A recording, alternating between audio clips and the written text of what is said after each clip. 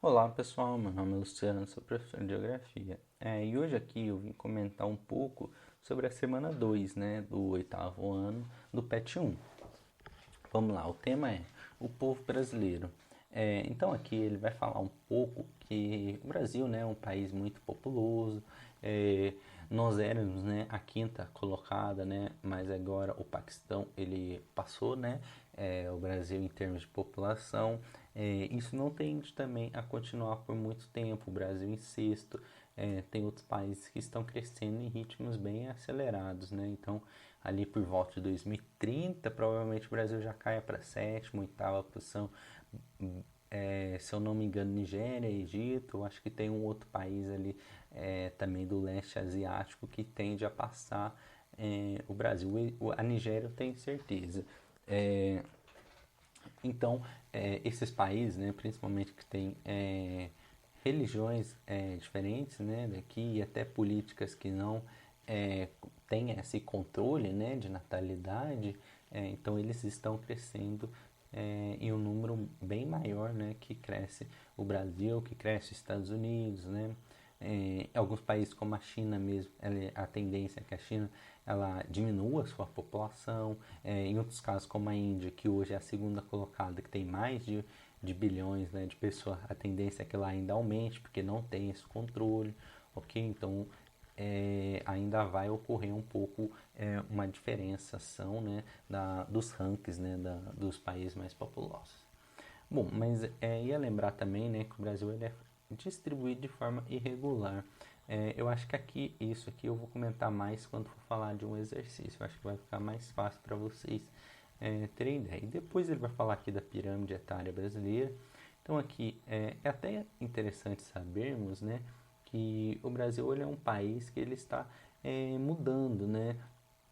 Vai ter esse até um dos próximos exercícios, é mostrar o quê? Que a população brasileira ela está envelhecendo mais.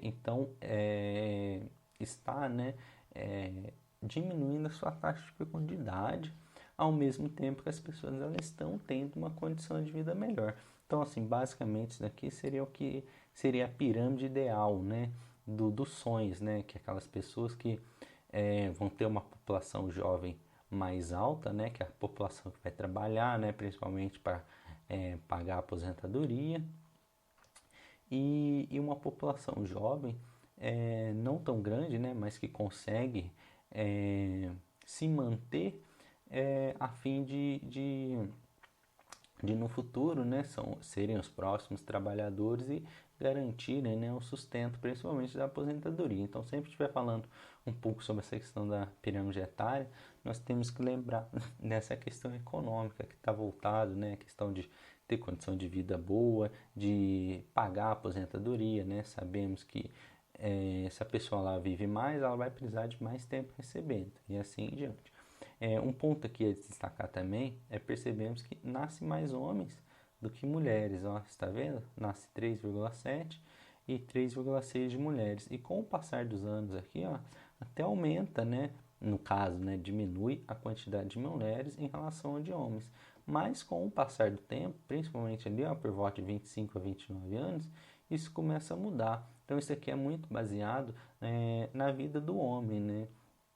Então aqui no início nós temos mais ou menos 250 mil aqui, né, de diferença de homens que nascem para mulheres, e ali quando chega a 25 a 29 está mais ou menos numa diferença de 200, né, mil. Então ali arredondando, né, por alto, mais ou menos uma diferença de 500 mil homens, né, que a menos do que quando nasce, né, em relação às mulheres. Então aqui é muito baseado em como os homens eles se colocam mais em perigo, né, do que as mulheres, e ao mesmo tempo os homens eles não têm costume de irem ao médico, né, desde cedo. Então as mulheres elas já têm mais essas características de desde nova procurar um médico, não ter vergonha de falar de alguma doença, né, ou de alguma dor. E os homens eles já têm mais essa ideia, né, de ser criado sendo mais durão, né, de não demonstrar sentimentos, não demonstrar dor,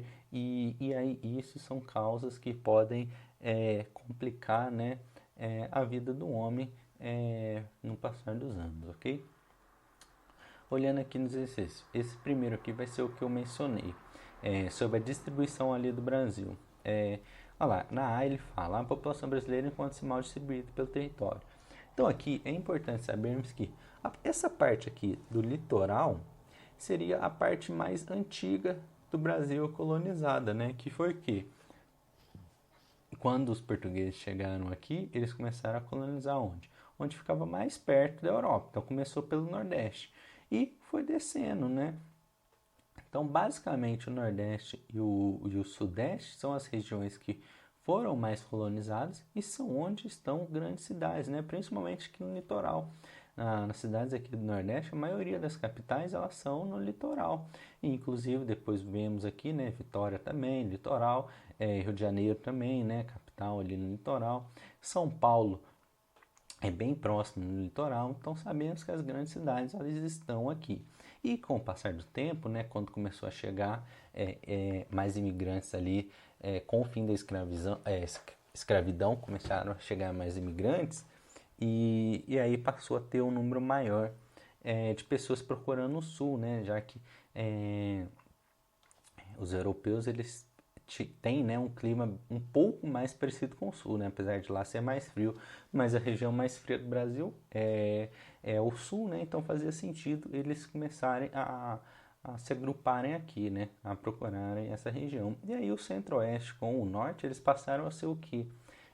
Regiões mais novas, né? Então eles demoraram a ocupar aquilo ali. Principalmente o norte, né? Porque tem a Amazônia, né? Então sabemos que ali não é uma região muito fácil de você chegar lá e construir, né? Uma cidade e tudo mais. E aí ela passou, né, a ser umas regiões mais novas. Então, inclusive Tocantins, né, um estado novo. O Acre foi um estado que o Brasil ele comprou da Bolívia. Então ali tem umas regiões, né, bem mais novas, ok? E até porque, né, lembrar que no início essa parte do norte é que ela nem fazia parte do domínio português e era tudo domínio espanhol e aqui também era um pouco longe, né, do, do, do outro litoral aqui, né, da América, ok? Então tudo isso afetou nessa densidade diferente, né, das pessoas elas começarem a povoar pelo litoral, depois aqui passou as grandes cidades aqui, São Paulo, o Ouro lá em Minas Gerais, depois veio os imigrantes europeus ali no sul, agora tem o caminho ali para o centro-oeste, principalmente da agricultura, criação de gado, e agora tem essa tendência de ir, né, essas grandes criações ali para o norte, ok? A B cite dois motivos que justificam a baixa densidade, então eu também acabei falando ali na explicação. A 2, no mapa de densidade demográfica da região, como seu estado está classificado, então ali é bem fácil, né? Só olhar lá e aí vocês podem falar. Eu até cheguei a comentar um dos motivos de Minas Gerais estarem, né, bem populacional, né, populoso, vamos assim dizer. A 3 está falando sobre a pirâmide etária, então aqui nós vemos que houve uma mudança, ok? Então as pessoas aqui em 2000 elas estão vivendo bem mais do que em 1970, ou seja, elas estão tendo uma condição de vida melhor. Você também consegue perceber que as pessoas estão nascendo mais aqui, né? Em 2000 tem uma população que trabalha que tende a ser maior ali, né? Que é de 1970. Então a população no geral está aumentando, ok? Eu não vou comentar cada uma, que senão eu acabo falando a resposta, mas é bem facinho, ok? Então, sempre que tiver maior aqui, significa que a população ela está envelhecendo. Se aqui embaixo de 0 a 4 fosse maior, significa o quê? Que a população ela está cada vez mais jovem, ok? A 4, ele vai comentar, né, essa imagenzinha aqui e vai falar o que a análise da imagem nos permite concluir sobre a dinâmica da população brasileira. Então aqui é bem fácil, né? 1960 as pessoas tinham 6 filhos, né? E estava mais grávida de um. Depois em 80 tinha 4 filhos, né? 3 filhos mais grávida de um, né? Em 2000 já era 2 filhos e em 2020 a média será 1,5. Então aqui sabermos que é bem básico. Quanto mais filhos a pessoa lá tem, ela afeta, né, a condição de vida dela, né? Já que ela vai ter ela vai necessitar de mais dinheiro para cuidar daquelas crianças.